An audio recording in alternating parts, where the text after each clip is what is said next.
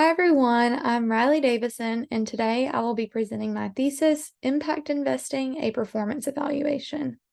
For my thesis, I chose to investigate the performance of the impact investing strategy in comparison to the standard investing strategy. And so today I will be walking you all through some background information of impact investing, the methodology, which includes a portfolio analysis and optimization, and the findings and major takeaways from this project. So to give you all a better understanding of impact investing, here is a definition from the Global Impact Investing Network. Investments made into companies, organizations, and funds with the intention to generate a social and environmental impact alongside a financial return. And so to break it down into even simpler terms, standard investing involves taking into consideration two factors, risk and return. But with impact investing, you are taking into consideration three components: the risk, return, and impact. And this investing strategy has become even more popular as more people are considering environmental and sustainability concerns, and it is especially popular within the younger generations. And so for ESG investing, the three components that it consists of are environmental, social, and governance. And ESG and impact investing are typically used interchangeably by investors, but the main difference is that with impact investing, along with looking for companies that are making a positive impact, you are also avoiding companies that are making a negative impact. So in a few moments, when I talk about building the ESG or impact portfolio, I'll explain that I use the ESG risk rating as criteria for the companies I chose. And the ESG risk rating measures the degree to which ESG risk could potentially put a company's enterprise at risk. And so for this measurement, the lower the rating, the less likely the company is negatively impacting the planet. So the lower, the better. I chose to evaluate the performance of impact investing because I wanted to address the reputation it has. And that reputation is that you are giving up a financial return in exchange for making a positive impact, and possibly, depending on the results of my study, encourage investors to consider using this impact investing strategy. So now I'll walk you through my methodology. First, I began by building the ESG or impact portfolio.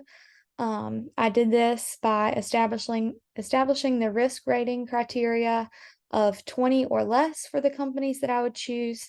I selected the companies that fit that criteria and were also in different industries. And after those were chosen, I collected the historical stock price data from the last 20 years for each of those companies.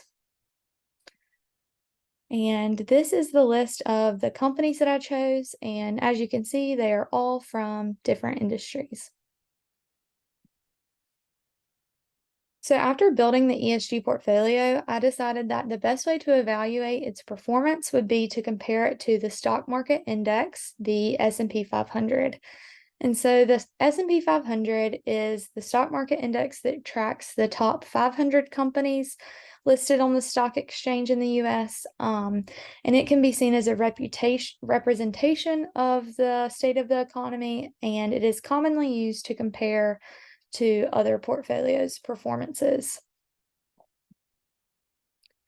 And so after the historical data was collected for both the ESG portfolio and the S&P 500, I conducted a portfolio analysis by calculating the monthly returns for each portfolio. And then from there was able to calculate the statistics, mean, which represents the return, standard deviation, which represents the risk, effective annual rate, annual standard deviation, and the Sharpe ratio, which takes into account both risk and return. And this ratio is often used to evaluate the performance of an overall portfolio.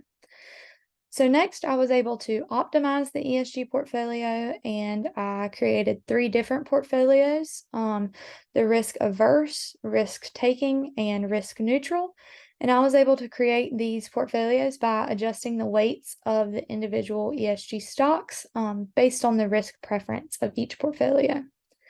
And so the same statistics that were calculated for the equal weighted ESG portfolio in the S&P 500 were also calculated for the optimized ESG portfolios. So after all of that, I found that the risk and return of the S&P 500 was less than all of the ESG portfolios. And so keep in mind that the risk and return was represented by the calculations of the mean and standard deviation. And then from there, in this graph, you can see that the Sharpe ratio of the S&P 500 was also less than all of the ESG portfolios. And that Sharpe ratio represents both the risk and return and is used to evaluate an overall portfolio's performance. So my two major takeaways from this research were that the ESG portfolio that I created outperformed the stock market index, the S&P 500, and the ESG portfolio's comparable performance may increase investors' interest in this impact investing strategy. So to talk a little bit more about my research and the limitations of it, so the first limitation that I had in my research was that the ESG stocks in the ESG portfolio were handpicked from a list of the best ESG stocks. And so each of those stocks were top competitors in their industry, which already puts them at an advantage. And my research also only takes into account historical data, which may not necessarily predict future outcomes. The future is not always a repeat of the past, and market conditions, along with other factors, may change over time. And so some additional concerns with impact investing that I've come across since conducting my thesis is that it is a good idea to put money into companies that are less likely to have a negative impact, but it is difficult to measure the amount of positive impact they are actually making, especially in regards to the social or governance aspect of ESG components. The environmental aspect of it is a little easier to measure, but it is definitely not the easiest to measure an impact of a company. And so also avoiding investing in brown companies or those that make a negative impact can lead to them resorting to cheaper solutions, which are most likely to increase the negative impact they are making. And lastly, recent research quotes to affect a more than 1% change in the cost of capital, impact investors would need to make up more than 80% of all investable wealth.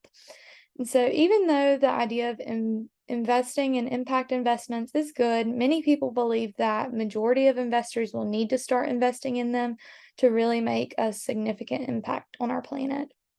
So with all that being said, there's still so much to learn about impact investing as it is still a newer investing strategy, but I have really enjoyed learning about it thus far, and I appreciate you taking the time to listen to me today. Thank you.